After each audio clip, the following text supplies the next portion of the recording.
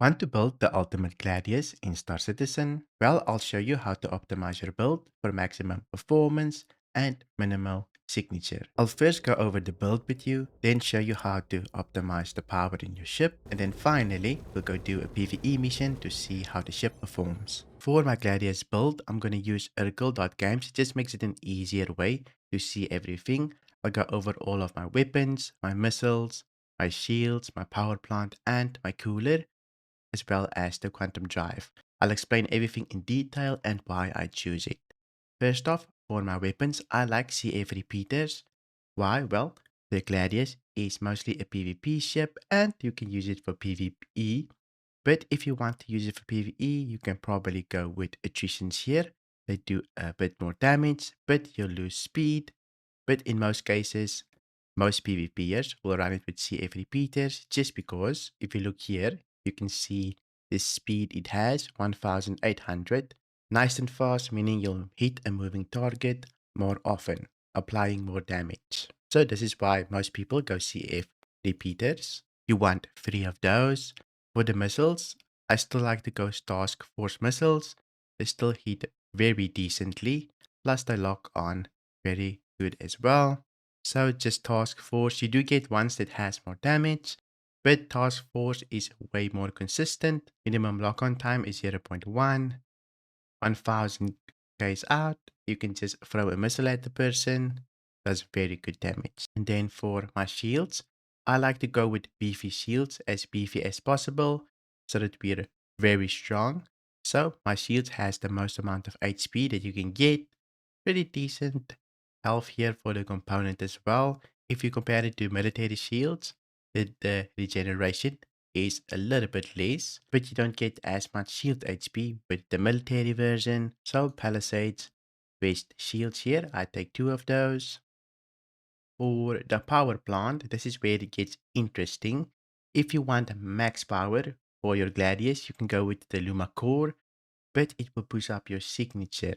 If you're willing to remove 2 pips here at the top, you can go a stealth one. So if I go here, Luma Core, and I choose Slipstream, which is very easy to get. I already made a video on this. You can just loot it from a Talon, doing salvage missions, or just regular bounty missions. You will run into a Talon eventually.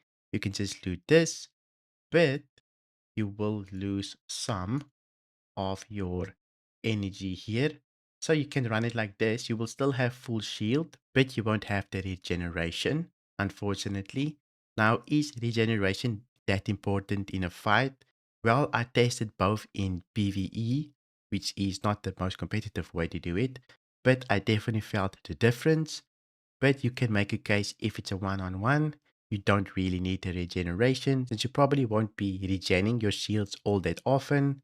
So if you want to be a little bit more stealthy and you do not mind regeneration, then this is also an option. Just swap out your Luma Core for a Slipstream that you can loot from a Talon. So this is what I would do if I want to be a little bit more stealthy, bring everything down, be equal. But I like my Luma Core. I do not want my shield not to be able to regenerate fast. So we'll go with the Luma Core. For my coolers at the moment, they don't matter as much. So we just choose a vapor block. We put 1 in cooling just to keep our IR down. I already explained it in a couple of videos. That's why we're doing it. Maybe in the future, cooling will matter, but at the moment, they don't. We only put 1 in cooling to keep it down. For our QT drive, obviously we go with the Zephyr here.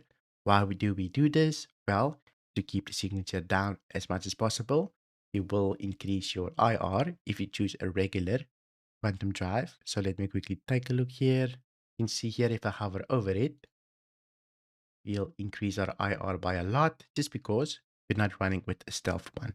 I still want to be as stealthy as possible, but also be as beefy as possible. So this is why I go with the stealth version. So just choose the Zephyr here, and that is everything. Also, one more thing to note, if you do not know where to buy all of these components, if you go to Urkel here, you can just click on the component. Here will be a drop down where you can just scroll down and see all of the places where you can buy it. Recently, I did make a shop video where I show you all of the major places where you can buy components.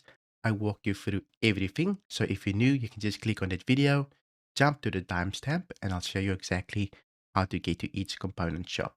I will link that in the description. They also introduced ship plates, but for now, I'm just going to stick with the standard since I haven't tested any of them. If you're wondering why I'm sounding weird, well, I might be a little bit sick. I had a fever all weekend. So let's go see what we can do in-game with the Gladius. Within the cockpit of the Gladius here, to manage your power, just make sure it looks something like this, right? Full weapons, full thrusters, full shields. If you scroll, then off life support, not needed at the moment. Doesn't even do anything. And 1 pip in cooling. Here's our signatures, 9.2, 12k, and 9.7 cross-section. Let's go do a PvE bounty hunting mission to test out the ship. For our PvE targets here, we've got a Mercury Star Runner, I believe a Freelancer. Also, the other one was a Scorpion or a Scorpius. I think the Mercury already closing in here. Let me just make distance. That thing has crazy turrets. See here, very difficult to find the blind spot for that thing, but we'll try our best here. You can see the turrets are crazy on it.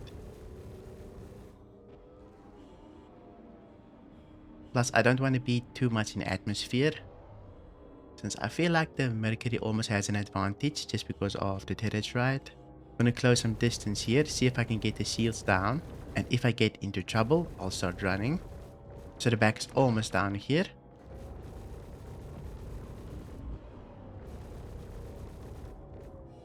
My shields are taking a big beating as well. I'm getting some regeneration, which is very nice. Let's see if I can pepper her. She's not the most difficult ship, but definitely a big threat in PvE and straight lighter fighters. I will deal with the supporting ships in a minute. But for now, it seems like she's missing. I'm just strafing a little bit up, rolling here and there, so that I can avoid some of the turret fire. You can see I'm almost blacking out. Don't know. Okay. Seems like she didn't die there. I was like, that's a little bit too fast. Usually they're very tanky. Shields on this Mercury comes back very quickly.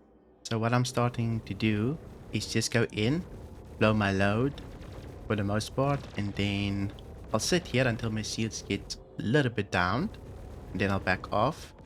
I'll just boost and go up again. Sometimes the turret hits me, sometimes it doesn't. But I'll sit here until I regen all of my ammo, shoot into it, and then for the most part the turret will miss me. Because I'll swap between them, and every now and then they will lose aggro. But I'm trying to do as much damage as possible in the back here.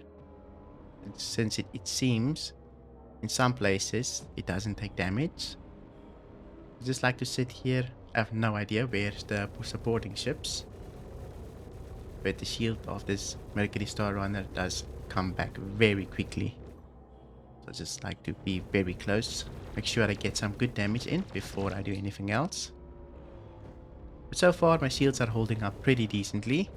I don't feel like I have taken any damage really, even with the turrets. I think we'll have her here in a minute. Decently red now. And there we go. We've got the Mercury Star Runner. I don't know where the other ships went, but we managed to defeat a Mercury Star Runner with a lot of turret damage. Not the biggest fight that I have done with the Gladius, but I do have a fever. So hope you enjoyed this loadout. If you did, please leave a like. And if you want to see more videos like this, then you can watch these two videos right here. Thank you for watching, and I'll see you in my next video.